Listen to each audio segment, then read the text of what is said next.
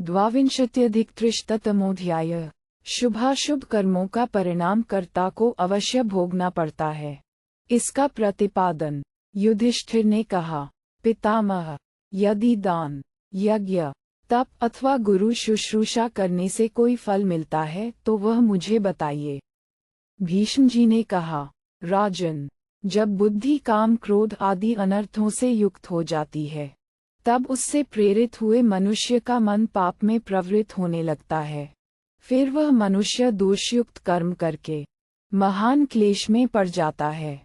पाप कर्म करने वाले दरिद्र मानव दुर्भिक्ष से दुर्भिक्ष को, क्लेश से क्लेश को तथा भय से भय को पाते हुए मरे हुओं से भी अधिक मृतकतुल्य हो जाते हैं। जो श्रद्धालु, जितेंद्रिय, धन संपन्न तथा शुभकर्म परायण होते हैं, वे उत्सव से अधिक उत्सव को, स्वर्ग से अधिक स्वर्ग को तथा सुख से अधिक सुख को पाते हैं। नास्तिक मनुष्यों के हाथ में हथकड़ी डालकर राजा उन्हें राज्य से दूर निकाल देता है और वे उन जंगलों में चले जाते हैं जो मतवाले हाथियों के कारण दुर्गम तथा सर्प और चोर आदि के भय से भरे हुए होते हैं। इससे बढ़कर उन्हें और क्या दंड मिल सकता है? जिन्हें देव पूजा और अतिथि सत्कार प्रिय है, जो उदार हैं तथा श्रेष्ठ पुरुष जिन्हें अच्छे लगते हैं, वे पुण्यात्मा मनुष्य अपने दाहिने हाथ के समान मंगलकारी एवं मन को वश में रखने वाले योगियों को ही प्राप्त होने योग्य मार्ग पर आरूढ़ होते हैं। जिनका उद्देश्य धर्मपालन नहीं है, ऐसे मनुष्य मानव समाज के भीतर वैसे ही समझे जाते हैं जैसे धानों में थोथा धान और पक्षियों में सड़ा हुआ अंडा। जिस मनुष्य ने जैसा कर्म किया है, वह उसके पीछे लगा रहता है। यदि कर्ता पुरुष शीघ्रतापूर्वक दौड़ता है तो वह भी उतनी ही तेजी के साथ उसके पीछे जाता है। जब वह सोता है, तब उसका कर्मफल भी उसी के साथ सो जाता है। जब वह खड़ा होता है, तब वह भी उसके पास ही खड़ा रहता है, और जब मनुष्य चलता है, तब वह भी उसके पीछे पीछे चलने लगता है। इतना ही नहीं, कोई कार्य करते समय भी कर्म संस्कार उसका साथ नहीं छोड़ता, सदा छाया के समान पीछे लगा रहता है। जिस मनुष्य ने अपने अपने पूर्व जन्मों में जैसे जैसे कर्म किए हैं, वह अपने ही किए हुए उन कर्मों का फल सदा अकेला ही भोगता है। अपने अपने कर्म का फल एक धरोहर के समान है, वह शास्त्र विधान के अनुसार सुरक्षित रहता है। उपयुक्त अवसर आने पर ये काल इस प्राणी समुदाय को कर्मानुसार खींच ले जाता है, जैसे फूल और फल किसी की प्रेरणा के बिना ही अपने समीप वृक्षों में लग जाते हैं। उसी प्रकार पहले के किए हुए कर्म भी अपने फल भोग के समय का उल्लंघन नहीं करते हैं। सम्मान अपमान, लाभ हानि तथा उन्नति अवनति, ये पूर्व जन्म के कर्मों के अनुसार पग पग पर प्राप्त होते हैं और प्रारब्ध भोग के पश्चात पुनः निवृत्त हो जाते हैं। दुख अपने ही किए हुए कर्मों का फल है और सुख भी अपने ही पूर्वकृत कर्मों का परिणाम है। जीव माता की गर्भशय्या में आते ही पूर्व शरीर द्वारा उपार्जित सुख दुख का उपभोग करने लगता है। कोई बालक हो, तरुण हो या बूढ़ा हो, वह जो भी शुभाशुभ कर्म करता है, जन्म जन्मांतर में उसी अवस्था में उस कर्म का फल भोगता है। जैसे बछड़ा हजारों गौओं में से अपनी माँ को पहचानकर उसे पा लेता है, वैसे ही पहले का किया हुआ कर्म भी अपने कर्ता के पास पहुँच जाता है। जैसे मलिन हुआ वस्त्र पीछे जल से धोने पर शुद्ध हो जाता है, उसी प्रकार जो उपवास पूर्वक तपस्या करते हैं, उनका अंतःकरण शुद्ध होकर उन्हें कभी समाप्त न होने वाला महान सुख मिलता है। महामते दीर्घकाल तक की हुई तपस्या से तथा धर्माचरण द्वारा जिनके सारे पाप धुल गए हैं, उनके संपूर्ण मनोरथ सिद्ध हो जाते हैं। जैसे आकाश में पक्षियों के और जल में मछलियों के चरण चिन्ह दिखाई नहीं देते, उसी प्रकार पुण्यात्मा ज्ञानियों की भी गति का पता नहीं चलता। दूसरों को उलाहना देने तथा लोगों के अन्यान्य अपराधों की चर्चा करने से कोई प्रयोजन नहीं है। जो सुंदर, अनुकूल और अपने लिए हितकर जान पड़े, वही कर्म करना चाहिए। इस प्रकार श्री महाभारत शांति पर्व के अंतर्गत मौक्षधर्म पर्व में धर्ममूलिक नामक 322वां अध्याय पूरा हुआ। त्रयोविंशत्यधिक-त्रिशतमोऽध्याय। व्यास जी की पुत्र प्राप्ति के लिए तपस्या और भगवान शंकर से वर प्राप्ति। युधिष्ठिर ने कहा, पितामह, व्यास जी के यहाँ महातपस्वी और धर्मात्मा शुकदेव जी का जन्म कैसे हुआ तथा उन्होंने परम सिद्धि कैसे प्राप्त की, यह मुझे बताइए। तपस्या के धनी व्यास जी ने किस स्त्री के गर्भ से शुकदेव जी को उत्पन्न किया? हमें उन महात्मा शुकदेव जी की माता का नाम नहीं मालूम है और हम उनके श्रेष्ठ जन्म का वृत्तांत भी नहीं जानते हैं। शुकदेव जी अभी बालक थे तो भी सूक्ष्म ज्ञान में उनकी बुद्धि कैसे लगी? इस संसार में उनके सिवा दूसरे किसी की ऐसी बुद्धि नहीं देखी गई। महामते, मैं इस प्रसंग को विस्तार पूर्वक सुनना चाहता हूँ। आपका यह अमृत के समान उत्तम एवं मधुर प्रवचन सुनते हुए मुझे तृप्ति नहीं हो रही है। पितामह, आप मुझे शुकदेव जी का महात्म्य, आत्मयोग और विज्ञान यथार्थ रीति से क्रमशः बताइए। भीष्म जी ने कहा, राजन, कोई अधिक वर्षों की अवस्था हो जाने से, बाल पक जाने से, अधिक धन होने से तथा भाई बंधुओं की संख्या बढ़ जाने से भी बड़ा नहीं होता। ऋषियों ने यह नियम बनाया है कि हम लोगों में से जो वेदों का प्रवचन कर सकेगा वही महान माना जाएगा। पांडुनंदन, तुम मुझसे जिसके विषय में पूछ रहे हो उस सब की जड़ तपस्या है। इंद्रियों का संयम करने से ही तपस्या की सिद्धि होती है, अन्यथा नहीं। इसमें संदेह नहीं कि मनुष्य इंद्रियों की विषयासक्ति के कारण ही दोष को प्राप्त होता है और उन्हीं इंद्रियों को काबू में कर लेने पर वह सिद्धि का भागी होता है। तात, सहस्रों अश्वमेध और सैकड़ों वाजपेय यज्ञों का जो फल है वह योग की 16वीं कला के फल की भी समानता नहीं कर सकता। राजन, मैं तुम्हें शुकदेव जी का जन्म वृत्तांत, योगफल तथा अजितात्मा पुरुषों की समझ में न आने वाली उनकी उत्कृष्ट गति बता रहा हूँ। कहते हैं, पूर्व काल में कनेर के वनों से सुशोभित मेरु पर्वत के शिखर पर भगवान शंकर भयानक भूतगणों को साथ ले विहार करते थे। वहीं गिरिराज कुमारी उमा देवी भी उनके साथ ही निवास करती थीं। उन्हीं दिनों श्री कृष्ण द्वैपायन व्यास उस पर्वत पर दिव्य तपस्या कर रहे थे। कुरुश्रेष्ठ, योग धर्म प्रायण व्यास योग के द्वारा अपने मन को परमात्मा में लगाकर धारणा पूर्वक तप का अनुष्ठान करते थे। उनके तप का उद्देश्य था पुत्र की प्राप्ति। उन्होंने ये संकल्प लेकर कि मुझे अग्नि, भूमि, जल, वायु अथवा आकाश के समान धैर्यशाली पुत्र प्राप्त हो, तपस्या आरंभ की थी। उक्त संकल्प लेकर योग के द्वारा उत्तम तपस्या में लगे हुए वेदव्यास जी ने अजितात्मा पुरुषों के लिए दुर्लभ देवेश्वर महादेव जी से वर प्रार्थना की। शक्तिशाली व्यास जी 100 वर्षों तक केवल वायु भक्षण करते हुए अनेक रूपधारी उमापति महादेव जी की आराधना में लगे रहे।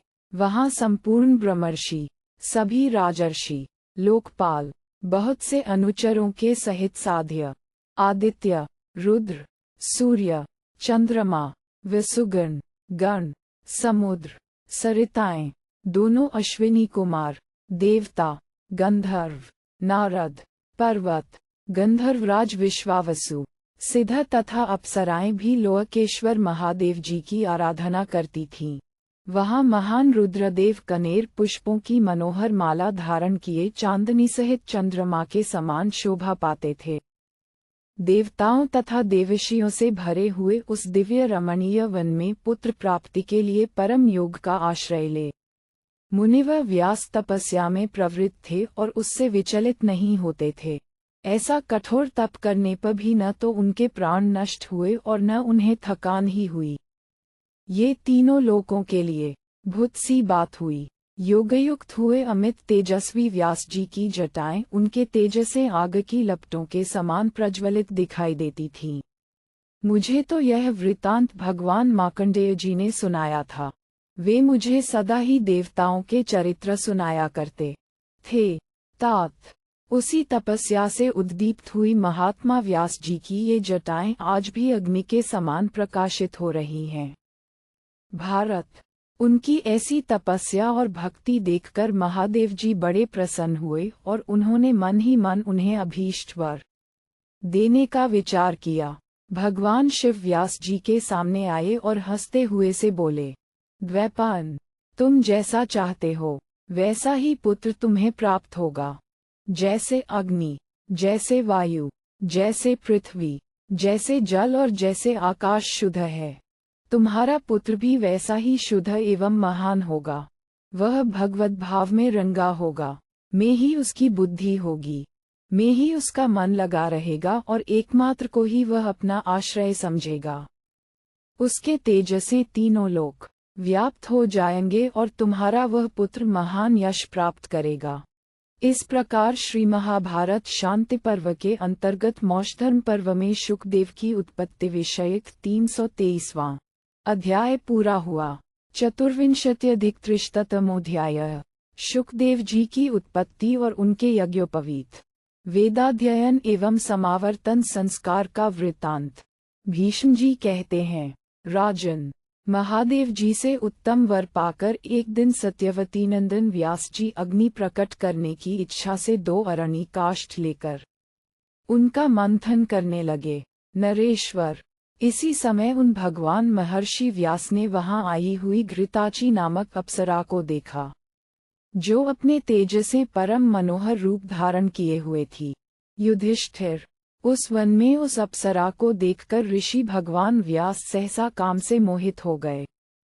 महाराज, उस समय व्यास जी का हृदय काम से व्याकुल हुआ देख घृताची अप्सरा शुकी होकर उनके पास आई। उस अप्सरा को दूसरे रूप से छिपी हुई देख उनके संपूर्ण शरीर में कामवेदना व्याप्त हो गई। मुनिवर व्यास महान धैर्य के साथ अपने कामवेग को रोकने लगे, परंतु अप्सरा की ओर गए हुए मन को रोकने में वे किसी तरह समर्थ न हो सके। होनहार होकर ही रहती है, इसलिए व्यास जी घृताची के रूप से आकृष्ट हो गए। अग्नि प्रकट करने की इच्छा से अपने कामवेग को यत्नपूर्वक रोकते हुए महर्षि व्यास का वीर्य सहसा उस अरणी काष्ठ पर ही गिर पड़ा।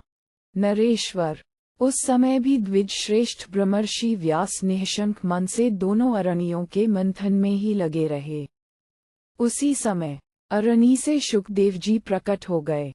अरणी के साथ साथ शुक्र का भी मंथन होने से महातपस्वी तथा महायोगी परम ऋषि शुकदेव जी का जन्म हो गया। वे अरणी के ही गर्भ से प्रकट हुए।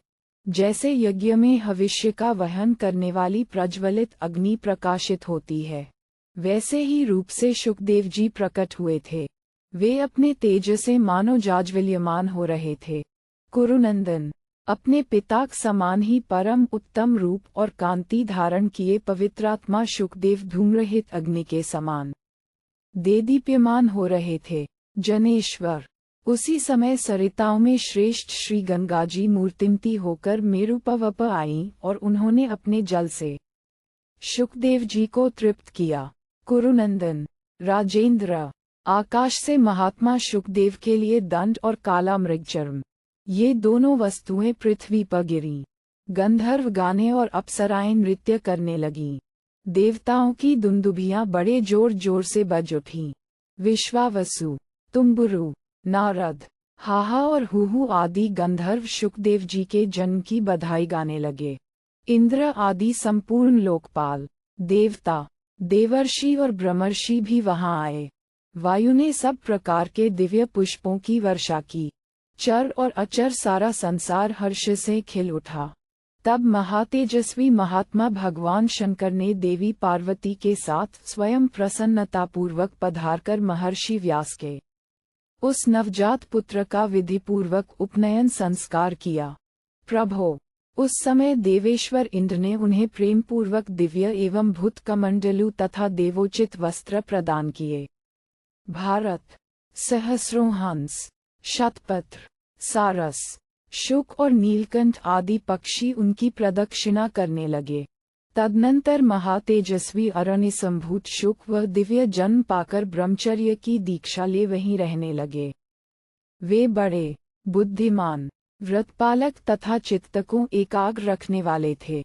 महाराज शुकदेव जी के जन्म लेते ही रहस्य और संग्रह सहित संपूर्ण वेद उसी प्रकार उनकी सेवा में उपस्थित हो गए, जैसे वे उनके पिता वेदव्यास की सेवा में उपस्थित हुए थे। महाराज वेदांगों की विस्तृत व्याख्या के ज्ञाता शुकदेव जी ने धर्म का विचार करके बृहस्पति को अपना गुरु बनाया। प्रभो, महामुनि शुकदेव ने उनसे रहस्य और संग्रह सहित संपूर्ण वेदों का, समूचे इतिहास का तथा राजशास्त्र का भी अध्ययन करके गुरु को दक्षिणा दे समावर्तन संस्कार के पश्चात घर को प्रस्थान किया। उन्होंने एकाग्रचित हो ब्रह्मचर्य का पालन करते हुए उग्र तपस्या प्रारंभ की। महातपस्वी शुकदेव ज्ञान और तपस्या के द्वारा बाल्यकाल में भी देवताओं तथा ऋषियों के आदरणीय और उन्हें सलाह देने योग्य हो गए थे। नरेश्वर, वे मोक्ष धर्म पर ही दृष्टि रखते थे, अतः उनकी बुद्धि गार्हस्थ्य आश्रम पर अवलंबित रहने वाले तीनों आश्रमों में प्रसन्नता का अनुभव नहीं करती थी। इस प्रकार श्री महाभारत शांति पर्व के अंतर्गत मोक्ष धर्म पर्व में शुकदेव की उत्पत्ति विषयक 324वां अध्याय पूरा हुआ। 45-300 पिता की आज्ञा से शुकदेव जी का मिथिला में जाना और वहां उनका द्वारपाल, मंत्री और युवती स्त्रियों के द्वारा सत्कृत होने के उपरांत ध्यान में स्थित हो जाना। भीष्म जी कहते हैं, युधिष्ठिर, शुकदेव जी मोक्ष का विचार करते हुए ही अपने पिता एवं गुरु व्यास जी के पास गए और विनीत भाव से उनके चरणों में प्रणाम करके कल्याण प्राप्ति की इच्छा रखकर उनसे इस प्रकार बोले, प्रभो, आप मोक्ष धर्म में कुशल हैं, अतः मुझे ऐसा उपदेश कीजिए जिससे मेरे चित्त को परम शांति मिले। पुत्र की वह बात सुनकर महर्षि व्यास ने कहा, बेटा, तुम मोक्ष तथा अन्यान्य विविध धर्मों का अध्ययन करो। भारत पिता की आज्ञा से धर्मात्माओं में श्रेष्ठ शुक ने संपूर्ण योग शास्त्र तथा समस्त सांख्य का अध्ययन किया। जब व्यास जी ने ये समझ लिया कि मेरा पुत्र ब्रह्मतेज से संपन्न और मोक्ष धर्म में कुशल हो गया है तथा समस्त शास्त्रों में इसकी ब्रह्मा के समान गति हो गई है, तब उन्होंने कहा, बेटा, अब तुम मिथिला के राजा जनक के पास जाओ। वे मिथिला नरेश तुम्हें संपूर्ण मोक्ष शास्त्र का सार सिद्धांत बता देंगे। नरेश्वर, पिता की आज्ञा पाकर शुकदेव जी धर्म की निष्ठा और मोक्ष का परम आश्रय पूछने के लिए मिथिला की ओर चल दिए। जाते समय व्यास जी ने फिर बिना किसी विस्मय के कहा, बेटा, जिस मार्ग से साधारण मनुष्य चलते हों, उसी से तुम भी जाना। अपनी योग शक्ति का आश्रय लेकर आकाश मार्ग से कदापि यात्रा न करना। सरलभाव से ही यात्रा करनी चाहिए। रास्ते में सुख और सुविधा की खोज नहीं करनी चाहिए। विशेष व्यक्तियों अथवा स्थानों का अनुसंधान न करना, क्योंकि इससे उनके प्रति आसक्ति हो जाती है। राजा जनक मेरे यजमान हैं, ऐसा समझकर उनके प्रति अहंकार न प्रकट करना तथा सब प्रकार से उनकी आज्ञा के अधीन रहना। वे तुम्हारी सब शंकाओं का समाधान कर देंगे। मेरे यजमान राजा जनक धर्म निपुण तथा मोक्ष शास्त्र में प्रवीण हैं। वे तुम्हें जो आज्ञा दें, उसी का निःशंक होकर पालन करना। पिता कैसा कहने पर धर्मात्मा मुनि शुकदेव जी मिथिला की ओर चल दिए।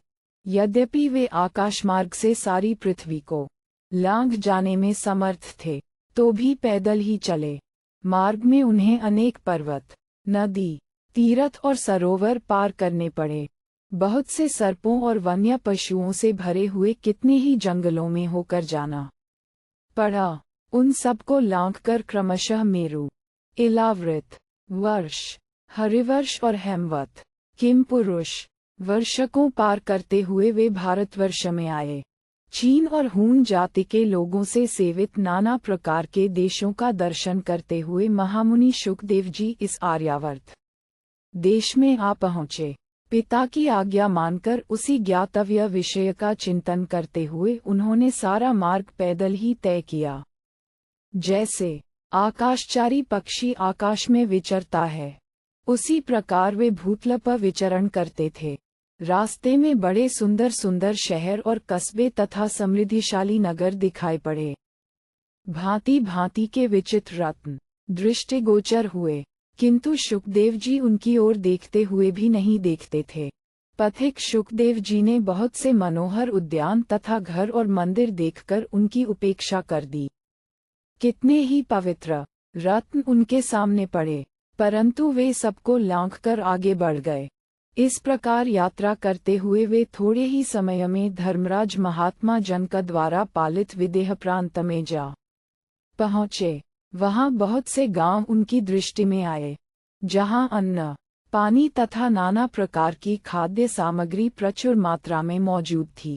छोटी छोटी टोलियां तथा गोष्ठ गौं के रहने के स्थान भी दृष्टिगोचर हुए, जो बड़े समृद्धिशाली और बहुसंख्यक गो समुदायों से भरे हुए थे। सारे विदेह प्रांत में सब ओर अगहनी धान की खेती लहलहा रही थी। वहाँ के निवासी धन धान्य से संपन्न थे। उस देश में चारों ओर हंस और सारस निवास करते थे। कमलों से अलंकृत सैकड़ों सुंदर सरोवर विदेह राज्य की शोभा बढ़ा रहे थे।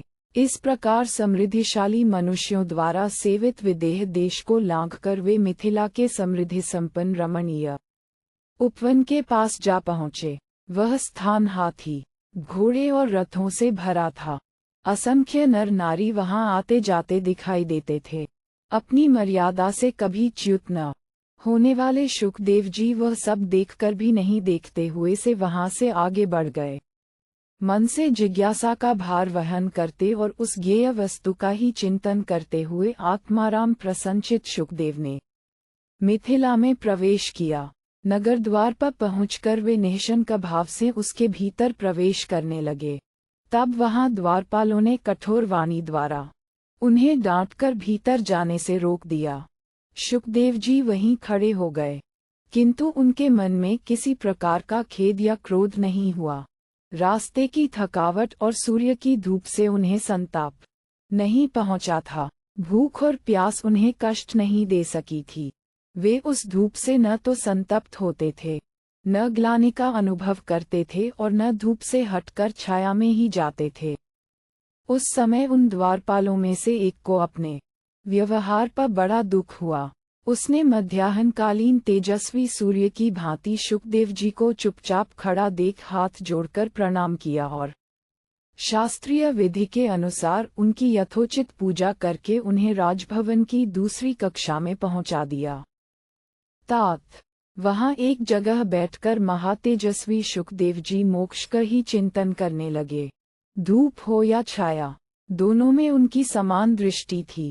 थोड़ी ही देर में राजमंत्री हाथ जोड़े हुए वहां पधारे और उन्हें अपने साथ महल की तीसरी ड्योढ़ी में ले गए। वहां अंतःपुर से सटा हुआ एक बहुत सुंदर विशाल बगीचा था, जो चैत्ररथ वन के समान मनोहर जान पड़ता था। उसमें पृथक पृथक जल क्रीड़ा के लिए अनेक सुंदर जलाशय बने हुए थे। वह रमणीय उपवन खिले हुए वृक्षों से सुशोभित होता था। उस उत्तम उद्यान का नाम था प्रमदावन। मंत्री ने शुकदेव जी को उसके भीतर पहुंचा दिया।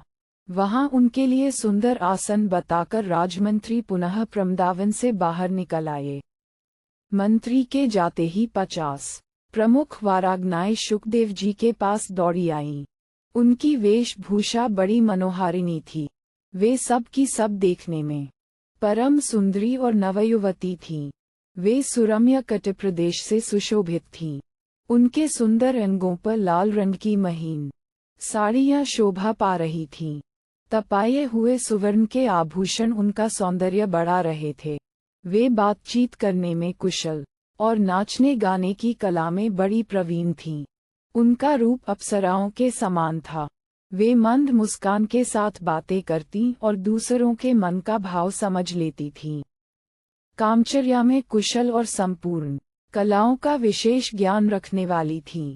उन्होंने पाद्य, अर्घ्य आदि निवेदन करके उत्तम विधि से शुकदेव जी का पूजन किया और उन्हें समयानुकूल स्वादिष्ट अन्न भोजन कराकर पुनर्तः तृप्त किया।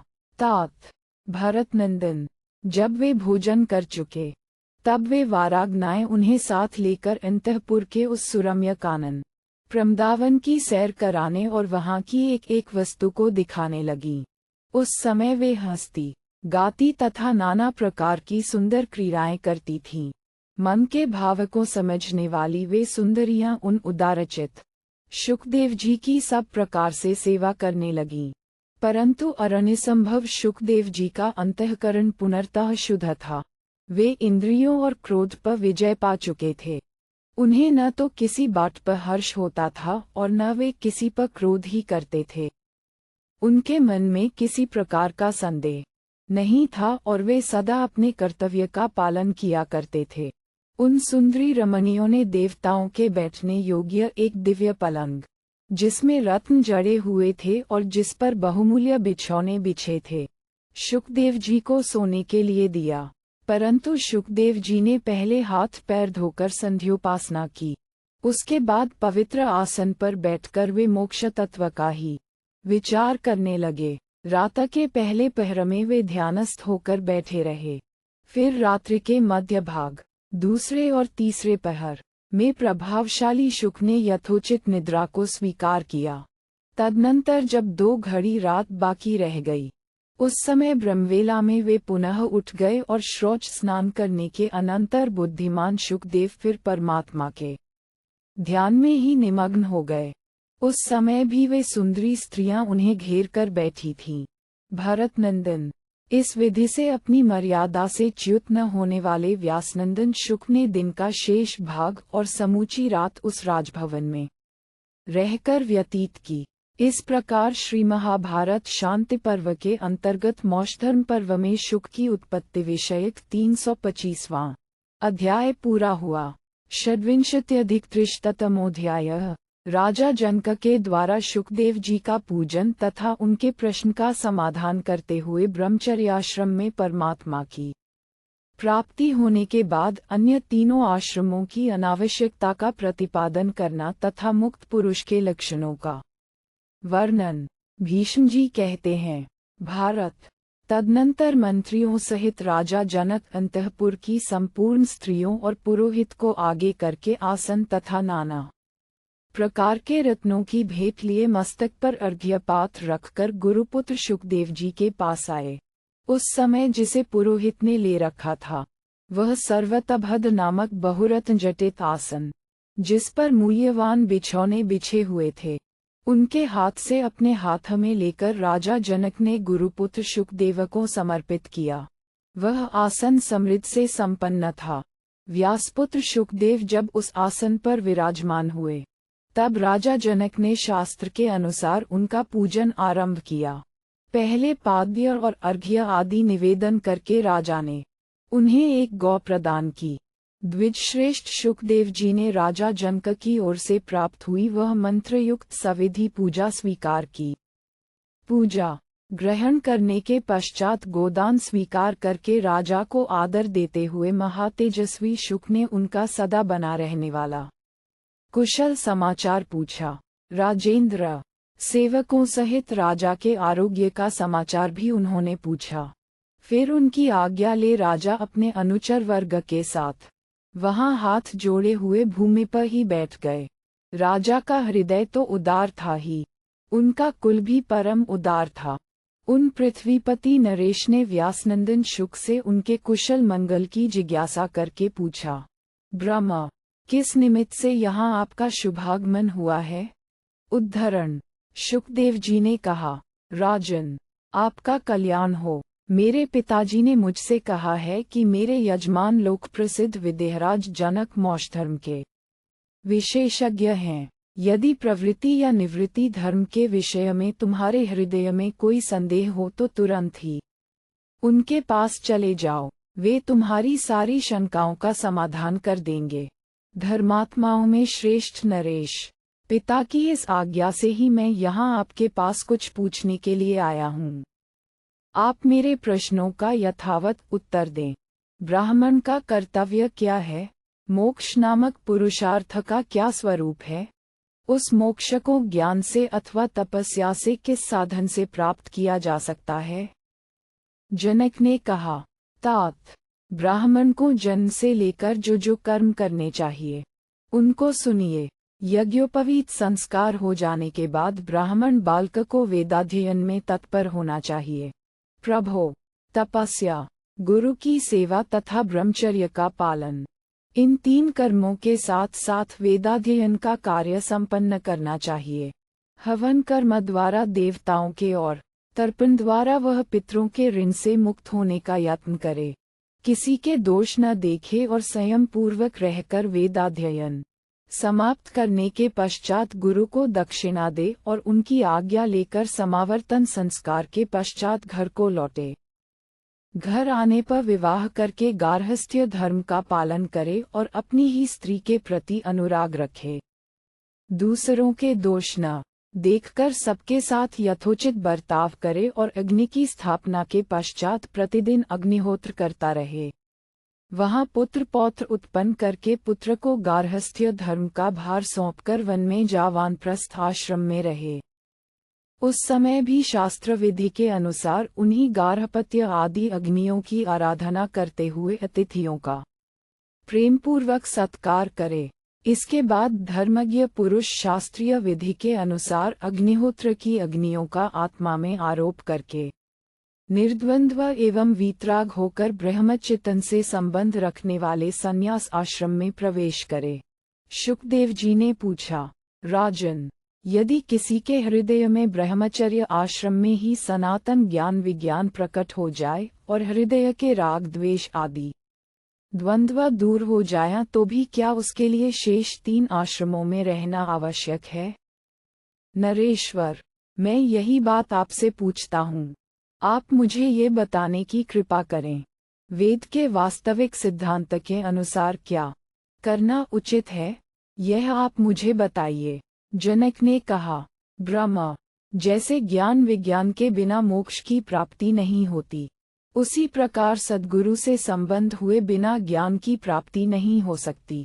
गुरु इस संसार सागर से पार उतारने वाले हैं और उनका दिया हुआ ज्ञान यहाँ नौका के समान बताया जाता है। मनुष्य उस ज्ञान को पाकर भवसागर से पार और कृतकृत्य हो जाता है। जैसे नदी को पार कर लेने पर मनुष्य नाव और नाविक दोनों को छोड़ देता है, उसी प्रकार मुक्त हुआ पुरुष गुरु और ज्ञान दोनों को छोड़ दे।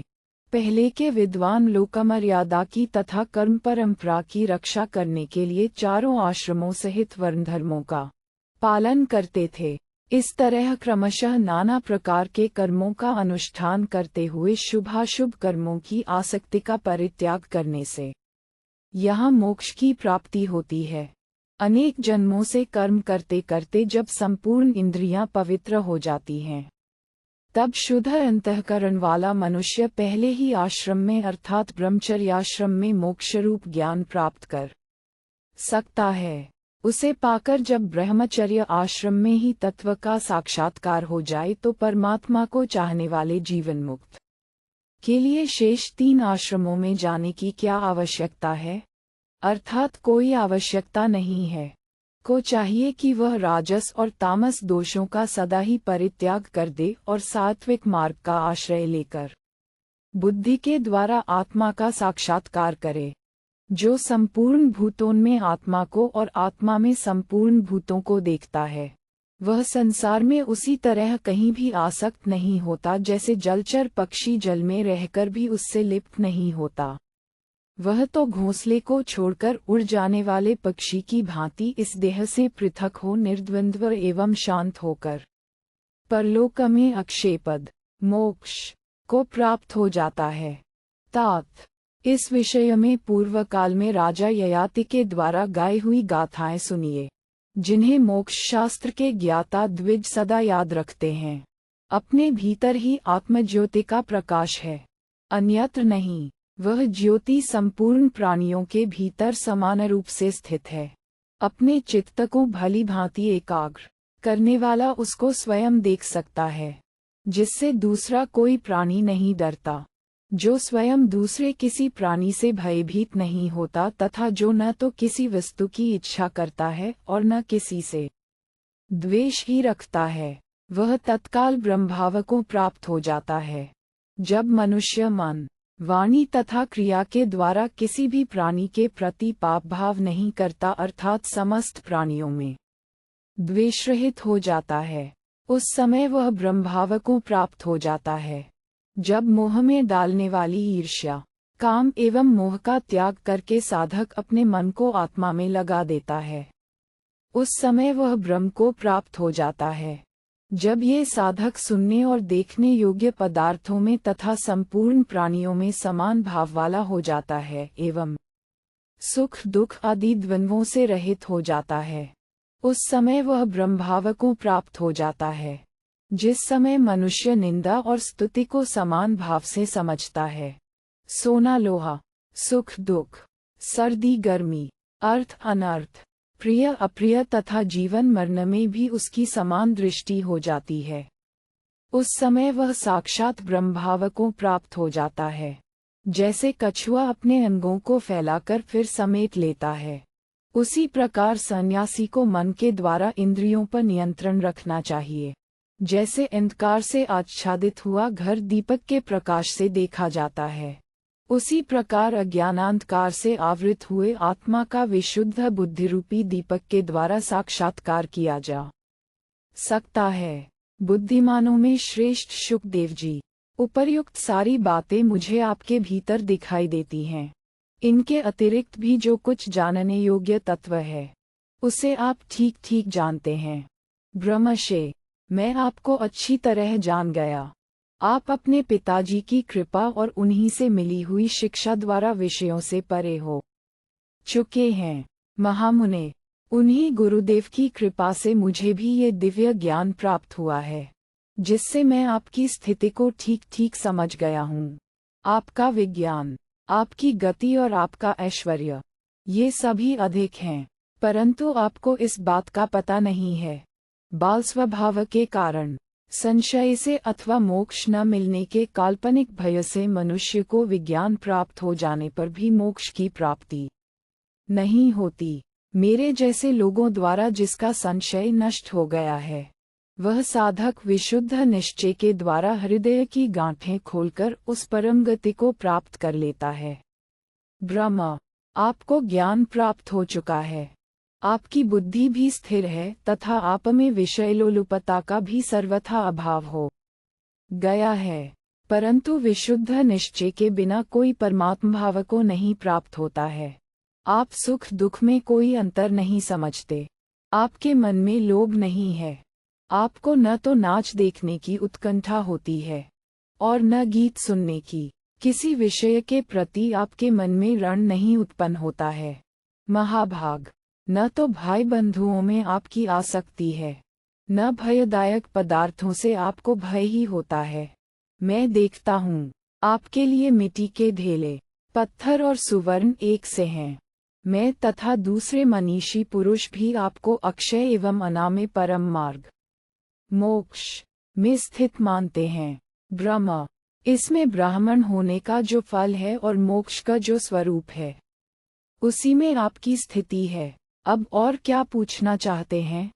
इस प्रकार श्री महाभारत शांति पर्व के अंतर्गत मोक्षधर्म पर्व में शुकोत्पत्ति विषयक 326वां अध्याय पूरा हुआ। सप्तविंशत्यधिक-300तमोऽध्याय। शुकदेव जी का पिता के पास लौट आना तथा व्यास जी का अपने शिष्यों को स्वाध्याय की विधि बताना। भीष्म जी कहते हैं, युधिष्ठिर, राजा जनक की यह बात सुनकर विशुद्ध अंतःकरण वाले शुकदेव जी एक दृढ़ निश्चय पर पहुंच गए और बुद्धि के द्वारा आत्मा में स्थित होकर स्वयं अपने आत्मस्वरूप का साक्षात्कार करके कृतार्थ हो गए एवं आनंदमग्न हो बड़ी शांति का अनुभव करते हुए हिमालय पर्वत को लक्ष्य करके वायु के समान वेग से चुपचाप उत्तर दिशा की ओर चल दिए। इसी समय देवर्षि नारद सिद्धों और चारणों से सेवित हिमालय पर्वत पर उसका दर्शन करने के लिए आए। उस पर्वत पर सब ओर अप्सराएं विचर रही थीं। चारों ओर विविध प्राणियों की शांतिमयी ध्वनि से वहां का सारा प्रांत व्याप्त हो रहा था। सहस्रों किन्न, भ्रम, मद्गु, विचित्र खंजरीट, चकोर, सैकड़ों मधुर वाणी से सुशोभित विचित्र वर्ण वाले मयूर, राजहंसों के समुदाय तथा काले कोकिल वहां अपनी शांत मधुर ध्वनि फैला रहे थे। पक्षीराज गरुड़ उस पर्वत पर नित्य विराजमान होते हैं। चारों लोकपाल, देवता तथा ऋषिगण संपूर्ण के हित की कामना से वहां सदा आते रहते हैं। वहीं महात्मा श्री विष्णु, श्री कृष्ण ने पुत्र के लिए तप किया था। वहीं कुमार कार्तिकेय ने बाल्यावस्था में देवताओं पर आक्षेप किया था और त्रिलोकी का अपमान करके पृथ्वी में अपनी शक्ति गाड़ दी थी। उस समय वहां स्कंद ने संपूर्ण पर आक्षेप करते हुए यह बात कही थी, जो कोई भी दूसरा पुरुष मुझसे अधिक बलवान हो, जिसे ब्राह्मण अधिक प्रिय हो, जो दूसरा व्यक्ति मुझसे भी अधिक ब्राह्मण भक्त तथा तीनों लोकों में पराक्रमशाली हो, वह इस शक्ति को उखाड़ दे अथवा हिला दे। उनकी यह तिरस्कारपूर्ण घोषणा सुनकर सब लोग व्यथित हो उठे और मन ही मन सोचने लगे, भला कौन वीर इस शक्ति को उखाड़ सकता है। उस समय भगवान विष्णु ने देखा कि संपूर्ण देवताओं की इंद्रियां और चित्त भय से व्याकुल हैं तथा असुर और राक्षसों सहित संपूर्ण पर स्कंद द्वारा आक्षेप किया गया है। ये देखकर वे सोचने लगे कि यहाँ क्या करना अच्छा होगा। तब उस आक्षेप को सहन न करके विशुद्धात्मा भगवान विष्णु ने अग्निकुमार स्कंद की ओर देखा। फिर उन पुरुषोत्तम ने उस समय उस प्रज्वलित शक्ति को बाएं हाथ से पकड़कर हिला दिया। बलवान भगवान विष्णु के द्वारा उस शक्ति के कंपित किए जाने पर पर्वत, वन और काननों सहित सारी पृथ्वी कांप उठी। यद्यपि प्रभावशाली भगवान विष्णु उसे उखाड़ फेंकने में समर्थ थे, तो भी उन्होंने कुमार स्कंद का तिरस्कार नहीं होने दिया, उन्हें अपमान से बचा लिया। उस शक्ति को हिलाकर ने प्रहलाद से कहा, देखो कुमार में कितना बल है, ये कार्य दूसरा कोई नहीं कर सकेगा। कि इस कथन को सहन न कर सकने के कारण प्रहलाद ने स्वयं ही उस शक्ति को उखाड़ फेंकने का दृढ़ निश्चय कर लिया और उस शक्ति को पकड़कर खींचा, परंतु वे उसे हिला भी न सके। हिरण्यकशिपु कुमार प्रहलाद बड़े जोर से चिघाड़कर मूर्छित एवं व्याकुल हो उस पर्वत शिखर की भूमि पर गिर पड़े। तात उसी गिरिराज हिमालय के पार्श्व भाग में उत्तर दिशा की ओर जाकर भगवान वृषध्वज शिव ने नित्य निरंतर दुर्धर्ष तपस्या की है। भगवान शंकर के उस आश्रम को प्रज्वलित अग्नि ने चारों ओर से घेर रखा है। उस पर्वत शिखर का नाम आदित्यगिरी है, जिस पर अजितात्मा पुरुष नहीं चढ़ सकते। यक्ष, राक्षस और दानवों के लिए वहां पहुंचना सर्वथा असंभव है। वह 10 योजन विस्तृत शिखर आग की लपटों से घिरा हुआ है। शक्तिशाली भगवान अग्निदेव वहां स्वयं विराजमान हैं। परम बुद्धिमान महादेव जी सहस्र दिव्य वर्षों तक वहां एक पैर से खड़े रहे और उनकी तपस्या के संपूर्ण विघ्नों का निवारण करते हुए अग्निदेव वहीं विराजमान थे। महान व्रतधारी महादेव जी वहां देवताओं को संतप्त करते हुए महान तप में प्रवृत्त थे। उसी बुद्धिमान गिरिराज की पूर्व दिशा का आश्रय लेकर पर्वत के एकांत तट प्रांत में महातपस्वी महाबुद्धिमान पराशरनंदन व्यास अपने शिष्य महाभाग सुमंतु, महाबुद्धिमान जैमिनी, तपस्वी पैल तथा वैशंपायन इन 4 शिष्यों को वेद पढ़ा रहे थे। जहां महातपस्वी व्यास अपने शिष्यों से घिरे हुए बैठे थे, वहां शुकदेव जी ने अपने पिता उस रमणीय एवं उत्तम आश्रम को देखा। उस समय विशुद्ध अंतःकरण वाले अरणिनंदन शुकदेव आकाश में स्थित सूर्य के समान प्रकाशित हो रहे थे। इतने ही में व्यास जी ने भी प्रज्वलित अग्नि तथा सूर्य के समान तेजस्वी पुत्र को सब ओर अपनी प्रभा बिखेरते हुए आते देखा। योगयुक्त महात्मा शुकदेव धनुष की डोरी से छूटे हुए बाण के समान तीव्र गति से आ रहे थे। वे वृक्षों और पर्वतों में कहीं भी अटक नहीं पाते थे। निकट आकर अरणिपुत्र महामुनि शुकदेव ने पिता दोनों पैर पकड़ लिए और शांत भाव से उनके अन्य सब शिष्यों के साथ भी मिले। तदनंतर प्रसन्नचित हुए शुक ने राजा जनक के साथ जो वार्तालाप हुआ था, वह सारा का सारा वृतांत अपने पिता से कह सुनाया।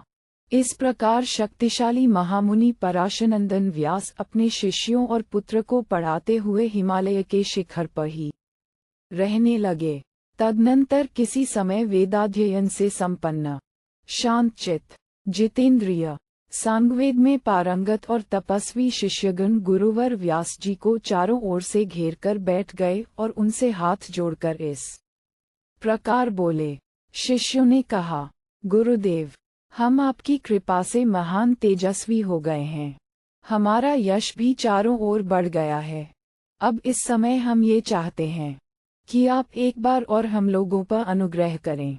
शिष्यों की यह बात सुनकर ब्रह्मर्षि व्यास ने उनसे कहा, बच्चों, कहो, क्या चाहते हो? मुझे तुम्हारा कौन सा प्रिय कार्य करना है?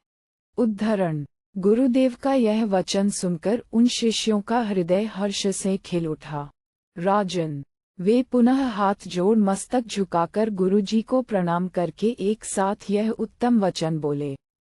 मुनिश्रेष्ठ, आप हमारे उपाध्याय हैं। यदि आप प्रसन्न हैं तो हम धन्य हो गए। हम सब लोग ये चाहते हैं कि महर्षि एक वरदान दें, वह ये कि आपका कोई छठा शिष्य प्रसिद्ध न हो। यहाँ हम लोगों पर इतनी ही कृपा कीजिए। हम 4 आपके शिष्य हैं और पंचम शिष्य गुरुपुत्र शुकदेव हैं। इन 5 में ही आपके पढ़ाए हुए संपूर्ण वेद प्रतिष्ठित हों, यही हमारे लिए मनोवांछित वर है। शिष्यों की यह बात सुनकर वेदार्थ के तत्वज्ञ, पालौकिक अर्थ का चिंतन करने वाले धर्मात्मा पराशरनंदन बुद्धिमान व्यास जी ने अपने समस्त शिष्यों से ये धर्मानुकूल कल्याणकारी वचन कहा। शिष्यगण, जो ब्रह्मलोक में अटल निवास चाहता हो, उसका कर्तव्य है कि वह पढ़ने की इच्छा से आए हुए ब्राह्मण को सदा ही वेद पढ़ावे। तुम लोग बहुसंख्यक हो जाओ और इस वेद का विस्तार करो। जिसका मन विष में न हो, जो ब्रह्मचर्य व्रत का पालन न करता हो तथा जो शिष्य भाव से पढ़ने न आया हो, उसे वेदाध्ययन नहीं कराना चाहिए। ये सभी शिष्य के गुण हैं। किसी को शिष्य बनाने से पहले उसके इन गुणों को यथार्थ रूप से परख लेना चाहिए। जिसके सदाचार की परीक्षा न ली गई हो, उसे किसी प्रकार विद्यादान नहीं देना चाहिए। जैसे आग में तपाने, काटने और कसौटी पर कसने से शुद्ध सोने की परख की जाती है, उसी प्रकार कुल और गुण आदि के द्वारा शिष्यों की परीक्षा करनी चाहिए। तुम लोग अपने शिष्यों को किसी अनुचित या महान भयदायक कार्य में न लगाना। तुम्हारे पढ़ाने पर भी जिसकी जैसी बुद्धि होगी और जो पढ़ने में जैसा परिश्रम करेगा, उसी के अनुसार उसकी विद्या सफल होगी। सब लोग दुर्गम संकट से पार हों और सभी अपना कल्याण देखें। ब्राह्मण को आगे रखकर चारों वर्णों को उपदेश देना चाहिए। यह वेदाध्ययन महान कार्य माना गया है। इसे अवश्य करना चाहिए। स्वयंभू ब्रह्मा ने यहाँ देवताओं की स्तुति के लिए वेदों की सृष्टि की है। जो मोहवश वेद के पारंगत ब्राह्मण की निंदा करता है, वह उसके अनिष्ट चिंतन के कारण निस्संदेह पराभव को प्राप्त होता है। जो धार्मिक विधि का उल्लंघन करके प्रश्न करता है और जो अधर्म पूर्वक उसका उत्तर देता है, उन दोनों में से एक की मृत्यु हो जाती है अथवा एक दूसरे के द्वेष का पात्र बन जाता है। ये सब मैंने तुम लोगों से स्वाध्याय की विधि बताई है। ये तुम्हारे हृदय में सदा स्मरण रहे, क्योंकि यह शिष्यों का उपकार कर सकती है। इस प्रकार श्री महाभारत शांति पर्व के अंतर्गत मोक्षधर्म पर्व में 327वां अध्याय पूरा हुआ। 28+300 शिष्यों के जाने के बाद व्यास जी के पास नारद जी का आगमन और व्यास जी को वेद पाठ के लिए प्रेरित करना तथा व्यास जी का शुकदेव को अध्याय का कारण बताते हुए प्रवह आदि 7 वायुओं का परिचय देना। भीष्म जी कहते हैं, युधिष्ठिर, अपने गुरु व्यास के इस उपदेश को सुनकर उनके महातेजस्वी शिष्य मन ही मन बहुत प्रसन्न हुए और आपस में एक दूसरे को हृदय से लगाने लगे। फिर व्यास जी से बोले, भगवान, आपने भविष्य में हमारे हित का विचार करके जो बातें बताई हैं, वे हमारे मन में बैठ गई हैं। हम अवश्य उनका पालन करेंगे। इस प्रकार परस्पर वार्तालाप करके गुरु और शिष्य सभी मन ही मन बड़े प्रसन्न हुए। तदनंतर प्रवचन कुशल शिष्यों ने गुरु से इस प्रकार निवेदन किया, महामुने, अब हम इस पर्वत से पृथ्वी पर जाना चाहते हैं। वेदों के अनेक विभाग करके उनका प्रचार करना ही हमारी इस यात्रा का उद्देश्य है। प्रभो, यदि आपको ये रुचिकर जान पड़े तो हमें जाने की आज्ञा दें। शिष्यों की यह बात सुनकर पराशरनंदन भगवान व्यास ये धर्म और अर्थयुक्त हितकर वचन बोले। शिष्यों, यदि तुम्हें यही अच्छा लगता है तो तुम पृथ्वी पर या देवलोक में जहाँ चाहो जा सकते हो, परंतु प्रमाद न करना, क्योंकि वेद में बहुत सी प्ररोचनात्मक श्रुतियाँ हैं जो व्याज से फलों का लोभ दिखाकर धर्म का प्रतिपादन करती हैं। सत्यवादी गुरु की यह आज्ञा पाकर सभी शिष्यों ने उनके चरणों पर सिर रखकर प्रणाम किया। तत्पश्चात वे व्यास जी की प्रदक्षिणा करके वहां से चले गए। पृथ्वी पर उतरकर उन्होंने चातुर्होत्र कर्म, अग्निहोत्र से लेकर सोमयाग तक का प्रचार किया और गृहस्थाश्रम में प्रवेश करके ब्राह्मण, क्षत्रिय तथा वैश्यों के यज्ञ कराते हुए वे द्विजातियों से पूजित हो बड़े आनंद से रहने लगे। यज्ञ कराने और वेदों की शिक्षा देने में ही वे तत्पर रहते थे। इन्हीं कर्मों के कारण वे श्री संपन्न और लोक विख्यात हो गए थे। शिष्यों के पर्वत से नीचे उतर जाने पर व्यास जी के साथ उनके पुत्र शुकदेव के सिवा और कोई नहीं रह गया। वे बुद्धिमान व्यास जी एकांत में ध्यानमग्न होकर चुपचाप बैठे थे। उसी समय महातपस्वी नारद जी उस आश्रम पर पधारकर व्यास जी से मिले और मधुर अक्षरों से युक्त मीठी वाणी में उनसे इस प्रकार बोले, हे ब्रह्मश्वासिष्ठ, आज आपके इस आश्रम में वेदमंत्रों की ध्वनि क्यों नहीं हो रही है? आप अकेले ध्यानमग्न होकर चुपचाप क्यों बैठे हैं? जान पड़ता है आप किसी चिंता में मग्न हैं। वेदध्वनि न होने के कारण इस पर्वत की पहले जैसी शोभा नहीं रही।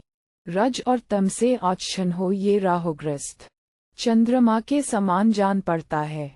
देवर्षियों से सेवित होने पर भी यह शैलशिखर ब्रह्मघोष के बिना भीलों के घर की तरह श्रीहीन प्रतीत होता है।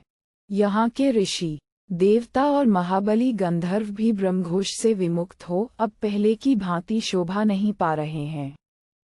नारद जी की बात सुनकर श्री कृष्ण द्वैपायन व्यास ने कहा, वेद विद्या के विद्वान सहर्षे, आपने जो कुछ कहा है यह मेरे मन के अनुकूल ही है। आप ही ऐसी बात कह सकते हैं। आप सर्वज्ञ, सर्वदर्शी और सर्वत्र की बातें जानने के लिए उत्कंठित रहने वाले हैं। तीनों लोकों में जो बात होती है या हो चुकी है वह सब आपकी जानकारी में है। ब्रह्मशे, बताइए, आज्ञा दीजिए, मैं आपकी क्या सेवा करूं? ब्रह्मर्षि नारद, इस समय मेरा जो कर्तव्य है उसे भी बताइए। अपने प्यारे शिष्यों से बिछुड़ जाने के कारण इस समय मेरा यह मन विशेष प्रसन्न नहीं है। नारद जी ने कहा, व्यास जी, वेद पढ़कर उसका अभ्यास, पुनरावृत्ति न करना वेदाध्ययन का दूषण है। व्रत का पालन न करना ब्राह्मण का दूषण है। वाहिक देश के लोग पृथ्वी के दूषण हैं और नए नए खेल तमाशा देखने की लालसा स्त्री के लिए दोष की बात है। आप अपने वेदोच्चारण की ध्वनि से राक्षस भयजनित अंधकार का नाश करते हुए बुद्धिमान पुत्र शुकदेव जी के साथ वेदों का स्वाध्याय करते रहें। भीष्म जी कहते हैं, युधिष्ठिर, नारद जी की बात सुनकर परम धर्मज्ञ व्यास जी ने बहुत अच्छा कहकर उनकी आज्ञा स्वीकार की और हर्ष में भरकर वे वेदाभ्यास रूपी व्रत का दृढ़तापूर्वक पालन करने लगे। उन्होंने अपने पुत्र शुकदेव के साथ शिक्षा के नियमानुसार उच्च स्वर से तीनों लोकों को परिपूर्ण करते हुए से वेदों की आवृत्ति आरंभ कर दी। नाना प्रकार के धर्मों का प्रतिपादन करने वाले वे पिता पुत्र उक्त रूप से वेदों का अभ्यास कर ही रहे थे कि समुद्री हवा से प्रेरित होकर बड़े जोर की आंधी चलने लगी। तब अंध्याय काल बताकर व्यास जी ने अपने पुत्र को वेद पढ़ने से उस समय रोक दिया। उनके मना करने पर शुकदेव जी के मन में इसका कारण जानने के लिए प्रबल उत्कंठा हुई। उन्होंने अपने पिता से पूछा, ब्रह्मा, इस वायु की उत्पत्ति किससे हुई है? आप वायु की सारी चेष्टाओं का विस्तार पूर्वक वर्णन करें। शुकदेव जी का यह वचन सुनकर व्यास जी अत्यंत आश्चर्य से चकित हो उठे और अध्याय के कारण पर प्रकाश डालते हुए इस प्रकार बोले, बेटा, तुम्हें स्वयं ही दिव्य दृष्टि प्राप्त हो गई है। तुम्हारा हृदय अत्यंत निर्मल है। तुम रजोगुण और तमोगुण से रहित होकर सत्वगुण में प्रतिष्ठित हो। जैसे लोग दर्पण में अपना प्रतिबिंब देखते हैं, उसी प्रकार तुम बुद्धि के द्वारा आत्मा का साक्षात्कार करते हो। अतः स्वयं ही वेदों को अपने भीतर स्थापित करके बुद्धि द्वारा अध्याय के कारणभूत वायु के विषय में विचार करो। मरकर ऊपर के लोकों में जाने वाले और नीचे के लोकों में जाने वाले मनुष्यों के लिए दो मार्ग हैं। एक तो देवयान जो कि विष्णुलोक का मार्ग है, अतः सात्विक है। दूसरा पितृयान जो कि तामस है। पृथ्वी पर या आकाश में जहाँ भी हवा चलती है, उसके बहने के लिए 7 मार्ग हैं। तुम क्रमशः उनका वर्णन सुनो। पृथ्वी और आकाश में जो महाबली और महान भूत स्वरूप साध्य नामक देवगण अदृश्य भाव से रहते हैं, उनके दुर्जय पुत्र का नाम है समान। समान का पुत्र है उदान। उदान का पुत्र है व्यान। उसके पुत्र का नाम अपान जानना चाहिए और अपान से प्राण की उत्पत्ति हुई है। प्राण के कोई संतान नहीं हुई। वह शत्रुओं को संताप देने वाला और दुर्जय है। उन सबके कर्म पृथक पृथक हैं, जिनका मैं तुमसे यथावत रूप से वर्णन करता हूँ। वायुदेव प्राणियों की पृथक पृथक समस्त चेष्टाओं का संपादन करते हैं तथा संपूर्ण भूतों को अनुप्राणित जीवित रखते हैं, इसलिए प्राण कहलाते हैं। जो धूम तथा गर्मी से उत्पन्न बादलों और ओलों को इधर से उधर ले जाता है, वह प्रथम मार्ग में प्रवाहित होने वाला प्रवह नामक प्रथम वायु है। जो आकाश में रस की मात्राओं और बिजली आदि की उत्पत्ति के लिए प्रकट होता है, वह महान तेज से संपन्न द्वितीय वायु आवह नाम से प्रसिद्ध है। वह बड़ी भारी आवाज के साथ बहता है, जो सदा सोम, सूर्य आदि ग्रहों का उदय एवं भव करता है। मनीषी पुरुष शरीर के भीतर जिसे उदान कहते हैं, जो चारों समुद्रों से जल को ऊपर उठाकर जीमूत नामक मेघों में स्थापित करता है तथा जीमूत नामक मेघों को जल से संयुक्त करके उन्हें पर्जन्य के हवाले कर देता है, वह महान वायु उद्वह कहलाता है। जो तृतीय मार्ग पर चलने के कारण तीसरा कहा गया है, जिसके द्वारा इधर उधर ले जाए गए अनेक प्रकार के महामेघ घटा बांधकर जल बरसाना आरंभ करते हैं। घटा के रूप में घनीभूत होने पर भी जिसकी प्रेरणा से सारे बादल फट जाते हैं।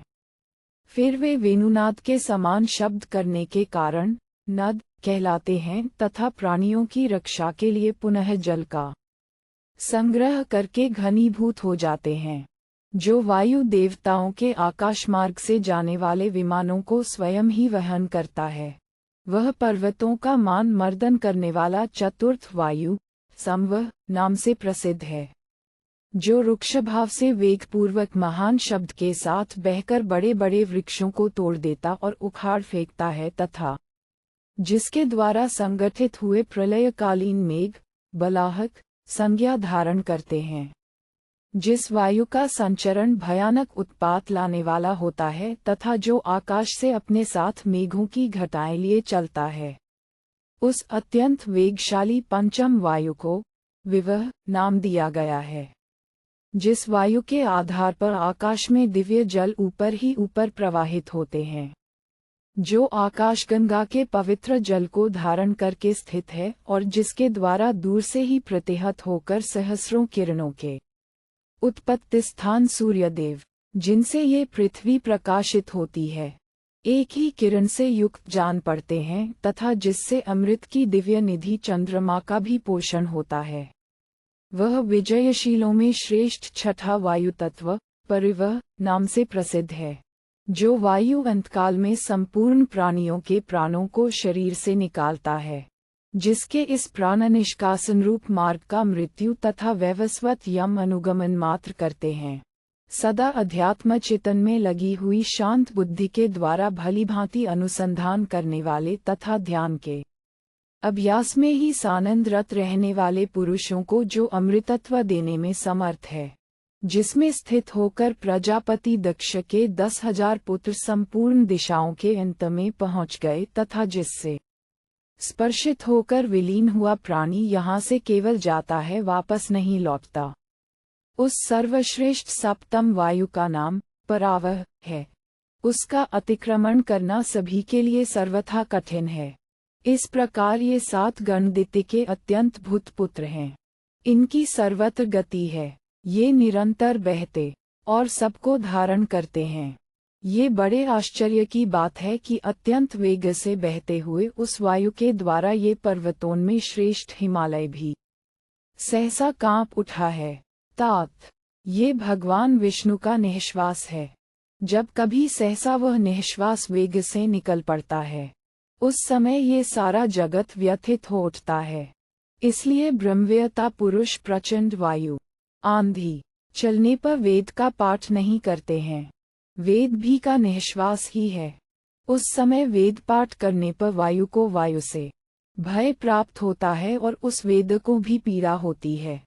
अध्याय के विषय में ये बात कहकर पराशरनंदन भगवान व्यास अपने पुत्र शुकदेव से बोले, अब तुम वेद पाठ करो। यूं कहकर वे आकाशगंगा के तट पर चल गए। इस प्रकार श्री महाभारत शांति पर्व के अंतर्गत मोक्षधर्म पर्व में अध्याय के कारण का कथन नामक 328वां अध्याय पूरा हुआ।